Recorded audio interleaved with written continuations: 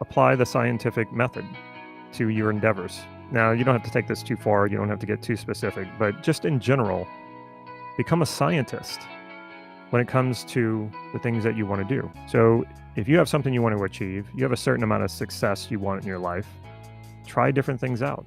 You try them out and you test them. Form a hypothesis about it. I'm going to try this thing and I'm going to see how it goes. Here's how I think it will go, but I could be wrong about that. I give it a try. I see what happens. Maybe it gives me back favorable results. And I say, okay, let me do more of this. Let me experiment some more. And the more I experiment, the more I'm able to develop a theory about how this is going to go. So you're trying something new, a new business venture. You test it out. Does this work?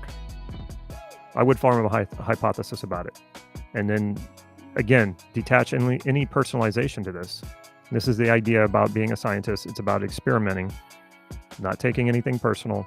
You're just testing to see what results you get. And the more you test, the more you experiment, the more you will be able to cultivate a theory about whatever your endeavor is, about your success, that has a lot of validity to it. And through that theory can help you. And it's a theory about you, it's a theory about your life, it's a theory about your success. So it's very personalized, it's very customized. Now, we don't want to make this all cold, objective science. So what I say about this is become a scientist when it comes to testing out your hypothesis or hypotheses.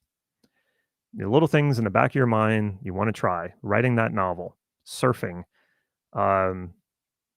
approaching that stranger who you find very attractive and you're curious about. These are little things in the back of your head. Could I start a business? Could I go into sales? Could I make $1 million in a year? Those are little questions you have in the back of your mind. Test them out.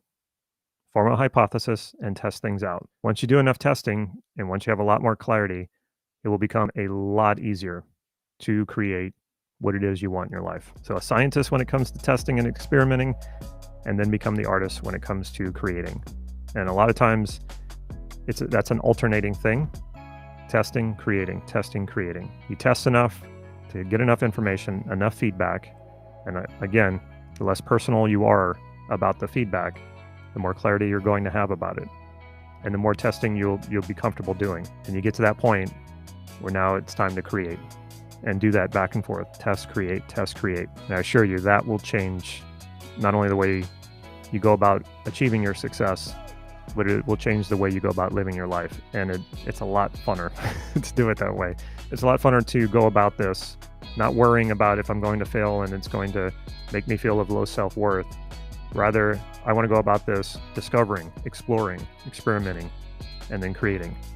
And if you do that, I assure you, the path to success will become not only easier, but a lot more enjoyable. So to conclude, clarity is an ongoing process that requires that you engage with yourself and with the world around you. This doesn't happen in a vacuum. This doesn't happen all in your head. You have to engage. What you bring clarity to in your life tends to create more of what you're clear about.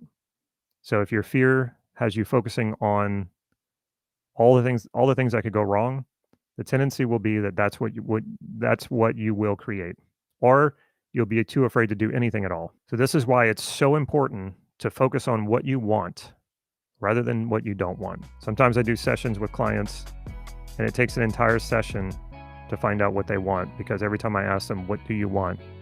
They tell me what they don't want. And I'll say, okay, I understand what you don't want. It's good to know what you don't want. Like I said, in the periphery, it's good to have that clarity. It's good to know what the stakes are. What do you want instead? And most of the time from there, we have to build representations in that person's mind of what they want, because they don't exist otherwise. And if they don't exist otherwise, I can assure you what you want won't happen if you don't have a sense of it, if you don't have a reference for it. Remember too, that action and the feedback from your actions is your greatest tool to get clear about whatever it is that you want to get clear about. And if that's getting clear about your success, trust me, this does not happen without taking action. That's the most important one.